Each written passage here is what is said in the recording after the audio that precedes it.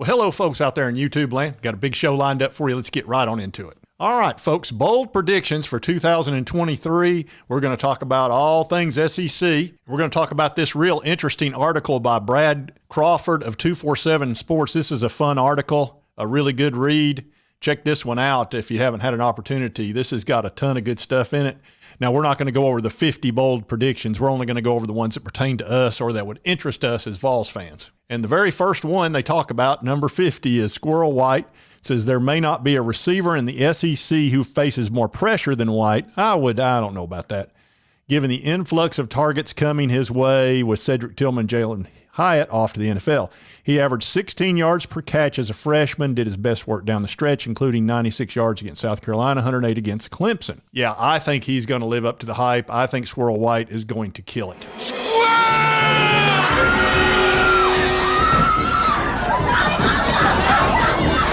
I've told you from day one, the guy was a 3-star, most ridiculous rating I'd ever seen. You know, occasionally they miss, and they missed bad on this guy.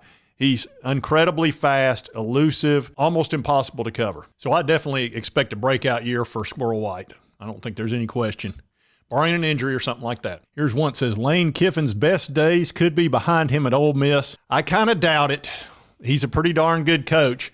He's not reliable or loyal by any stretch, but he's a good coach. And I think Jackson Dart's, he's a decent quarterback. And you know, I think they struggled at the end of the year because of schedule, but mainly because Kiffin was basically talking to Auburn clearly and trying to get that job and decided not to at the last minute, and that had the team chemistry just tore up. So I would think they'll get back to their winning ways and have a decent season. This one says multiple QBs start games for Florida. I think there's no question about that.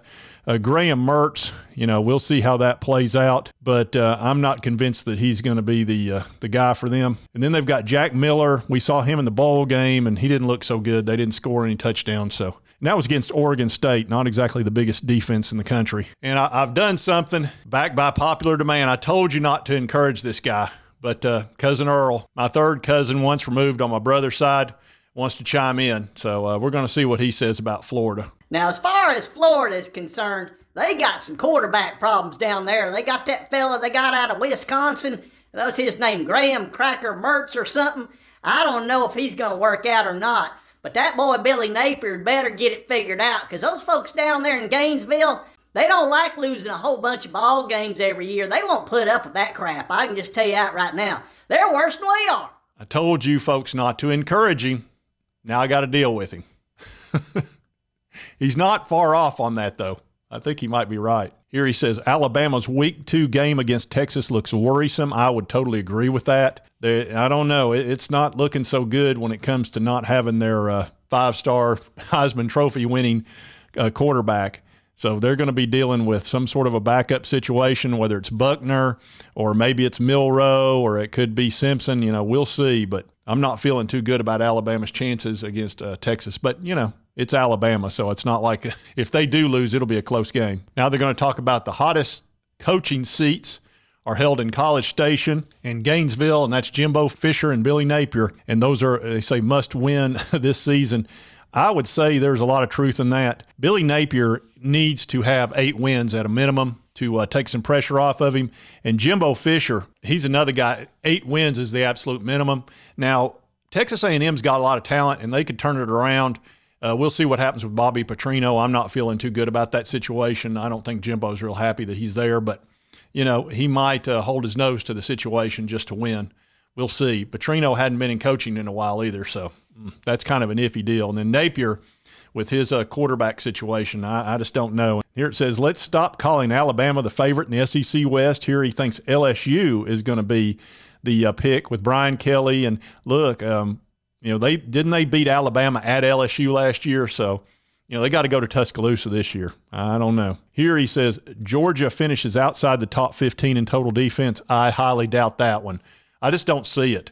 I'm not seeing it here, Lloyd. Every time you think, oh, well, they've lost all these players to the NFL, they got 2 5-stars right behind that guy. So I don't know. Kirby Smart, he knows defense. Now the offense, that's a different situation. You know, they don't have Todd Monken there anymore. They don't have Stetson Bennett. Now, they got some good 5-star quarterbacks there. We'll see how they play. But I think Todd Monken's a real key loss for them. way more than Stetson Bennett. Here he talks about Spencer Rattler challenges South Carolina's single-season passing record. I could see that happening. He finished the year pretty strong. His confidence is up, and South Carolina's passing records probably aren't that much. So, he'll probably do pretty well. Now, here he says Florida's Montrell Johnson and Trevor Etienne are the SEC's most productive rushing tandem. I could see Gators having a good running attack with those guys. They are very solid running backs.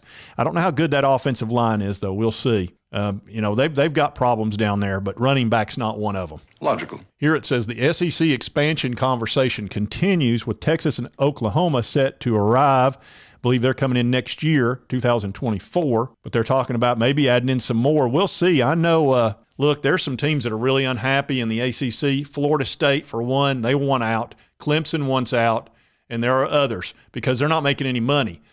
Several years ago, the ACC cut a deal that was really stupid. It was a really long-term TV deal, and they're stuck with a pittance of what they should be getting or what they believe they should be getting.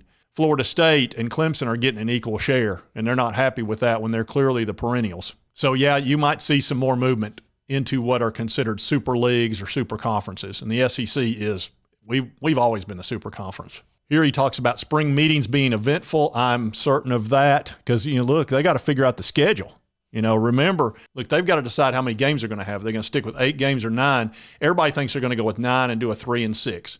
And for the Vols, it's going to be Alabama, Vanderbilt, and either Kentucky or South Carolina would be our permanent opponents. Then we'll play everybody else every other year. That's good for the Vols because our schedule's the toughest. Really, us and Auburn have the 2 toughest schedules, so any schedule change along those lines is a good one for us. This one says Josh Heupel garners top 10 coaching merit. I don't think there's any question.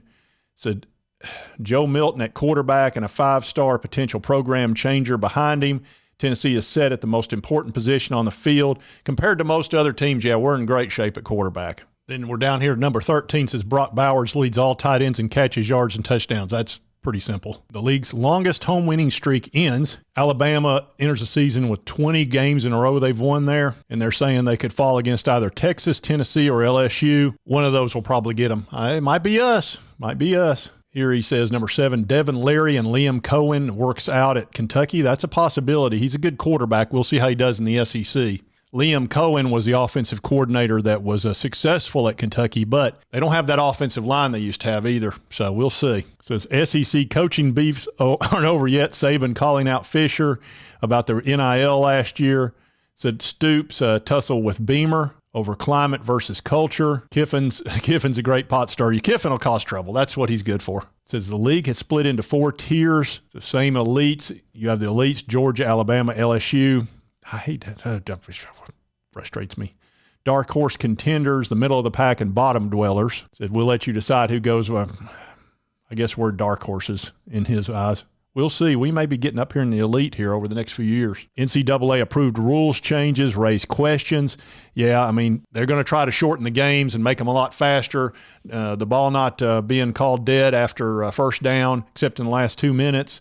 Things like that are going to shorten the game. It says by 7 plays per contest on average. It says number 2 is Tommy Rees scrambling for a quarterback. It says shouldn't they have dipped into the first tier of quarterbacks instead of settling for Tyler Buckner? Reese knows what the Crimson Tide's new transfer signing can do and what he can't. He's a pick 6 waiting to happen. He's a little bit dangerous. He is talented. Yeah, and of course Earl wanted to chime in about Alabama. You can imagine. So let's see what he's got to say. Alabama? Well, I'll tell you what, I ain't never seen Saban in such a predicament in my life. He down there had to get that there back up from Notre Dame. Now, that boy throws a lot of interceptions. I don't know if that was such a good move on his part. Normally, he's got some sort of a 5-star Heisman Trophy winning quarterback. Well, I don't reckon it's going to be that way this year. He may find out it ain't so easy out here in the SEC when you don't have a star quarterback like I reckon we're going to have. Anyway, good luck to you, Saban. You're going to need it. I warned you not to encourage him. Now we got to deal with him from time to time. I don't know.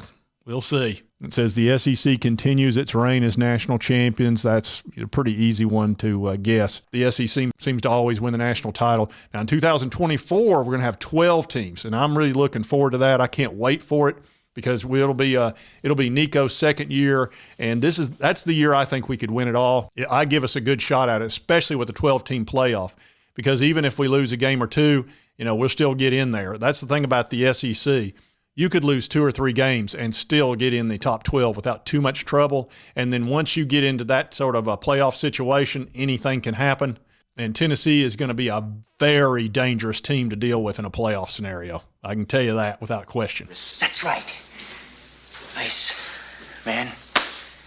I am dangerous. All right, folks, just wanted to go over those bold predictions and who's on the hot seat and kind of the fun stuff around the SEC.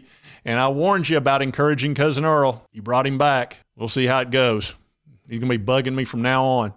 And if you like this content, be sure to hit that like button. Lets me know to continue to cover the Vols and all the SEC and all that good stuff. If you've not subscribed, it's right here on the left. Just hit that little button. Just boom. That's all you got to do. You're subscribed. Makes it easier for the videos to find you.